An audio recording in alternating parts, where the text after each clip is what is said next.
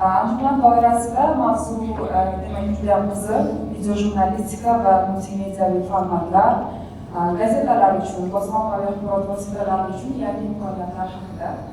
O'z umuman olganda konferensiya so'ziga hozirgi kunda zamonaviy tadqiqotchilar, xorijlik olimlar har xil ta'riflarni berishadi.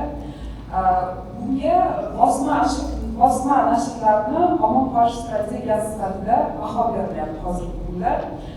Bu strategiyani amalga oshirish uchun esa video jurnalistikaga murojaat qilishyapti.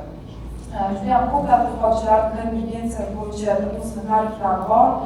Masalan, Jenkins bu haqda konvergensiya bu bir nechta media funksiyalarini bitta qurilmada birlashish emas, balki madaniy o'zgarish sifatida kontentni turli platformalar bo'ylab harakatlanishi va bu jarayonda auditoriya faol ishtirokchiga aylanishi haqida aytib o'tadi.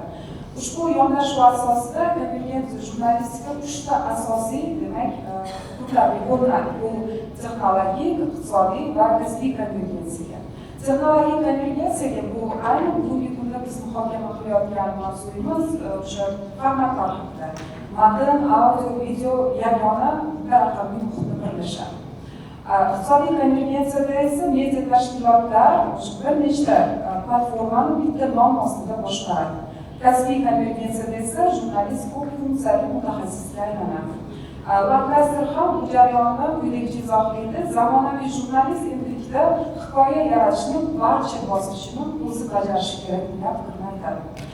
Video jurnalistika konvergent jarayoni doim markazda turadi. Ko'pchiligimiz bilamiz bu haqda, ya'ni inson miyasi vizual ma'lumotlarni matnga qaraganda ancha tez qabul qiladi. Gazetalar, internet saytlar faoliyatida video formatlarning keng joriy etilishi bir nechta omillarga bog'liq. Yuqorida ham bu haqda aytib o'tildi, e'tibor iqtisodiyot haqida. Diqqat iqtisodiyot, ya'ni hozirgi kunda juda ham muhim ahamiyat kasb etyaptiki, inson shunchalik ko'p vizual axborotlarni qabul qilgani sari e'tibor kam yo'q resursga aylanmoqda. Shuning uchun ham insonlarning e'tiborini ushlab qolishda video jurnalistika juda ham muhim ahamiyatga ega.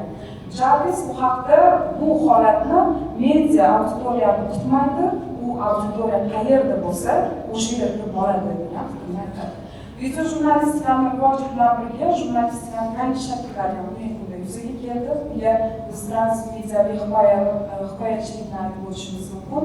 Bunda bitta voqea turli platformalarda, turli formatlarda yoritiladi. Jenkins bu haqda kontentni turli platformalar bo'ylab oqib o'tishini ta'rif beradi. Ya'ni axborotni ko'p qatlamli kompleks tarzda yetkazilishi bu yerda nazarda tutilyapti. Multimediaviy formatlar ilk bor New York Times gazetasida Snowfall loyihasi o'sha bir nechta matn, audio, videoni bitta materialga jamlangan shakli juda ham mashhur hisoblanadi va bu video jurnalistikada, vizual surishtiruv jurnalistikasi rivojiga ham juda katta hissa qo'shgan material hisoblanadi. Mazkur transformatsiyalar fonida jurnalistikasining o'zi ham sezilarli darajada o'zgarishlarga uchrayapti. Jurnalist bugungi kunda videograf, montajchi, kontent strategik, storyteller sifatida faoliyat yurityapti. Bunga majbur bo'lyapti. Yoki bo'lmasam jurnalistikaga shuncha gapirib keldi. Ozgina tarjimasi g'alizroq, yuksak jurnalistikasi deb ataladi. Ya'ni jurnalist minimal texnik vositalar yordamida mustaqil media mahsulot yaratadi. Ya'ni ushbu model amaliyotda jurnalist faoliyatining barcha bosqichlarini yagona ijodiy jarayon sifatida birlashtiradi. Jurnalist voqea joyiga boradi, bir vaqtning o'zida intervyu oladi, vizual tasvirni suratga oladi, voqea konsepsini tushuntiruvchi matnni ishlab chiqadi, qaytib kelgandan keyin materialni montaj qilib, turli platformalarga mos ravishda taqdim etadi. Bu jarayonda jurnalist faqat texnik ko'nikmalarga ega bo'lishi kerak, balki vizual kompozitsiya yoki auditoriya psixologiyasini tushunish kabi kreativ kompetensiyalarga ham ega bo'lishi kerak. New York Times gazetasining tajribasi juda ham ko'p o'rganilgan va aynan mana shu konvergent tahririyat masalasida biz juda ko'p metodlarni bilan o'rganishimiz mumkin. Ularda zamonaviy vizual tadqiqotlar jamoasi faoliyat yuritadi va ular mana shu modelga yaqinlashgan. Ya'ni bunda jurnalistlar bir vaqt o'zida tadqiqotchi, analitik, vizual hikoyachi sifatida ishlaydi. Yuzlab videolarni yig'adi, evaluatsiya orqali tekshiradi, 3D modellashtirish yordamida videoni qayta tiklab, yangi tomoshabinga tushunarli dalillarga asoslangan video hikoya taqdim etadi. Bu yerda jurnalistning qo'li an'anaviy muxbirdan ko'ra kengroq, biroq o'zi fakt cheker, montajchi, narrativ yaratuvchi insonga aylantiradi jurnalistni. BBC yoki Al Jazeera kabi xalqaro media tashkilotlari ham model jurnalizm, ya'ni hozirgi mavjud qataryapti, konsepsiyasi hozirda keng qo'llanadi. Bu yondashuvda jurnalist smartfon yordamida to'liq o'sha reportajni tayyorlab, yuqoridagi barcha jarayonlarni o'zi amalga oshiradi. Faqat bitta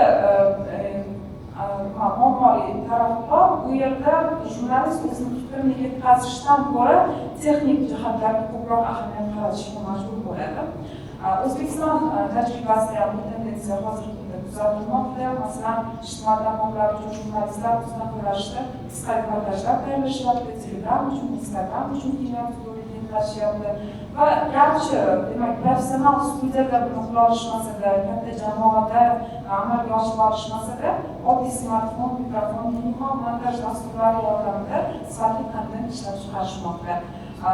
Demak, biz jurnalizm haqida yuqorida aytib o'tdik, bu jurnalistning ijodiy yaxlitligini ham ta'minlaydi va materialni bir nechta mutaxassis emas, balki bitta jurnalistni yaratgan yagona mualliflik uslubi, yagona narrativ va kontseptual jihatdan yaxlitlik saqlanadi.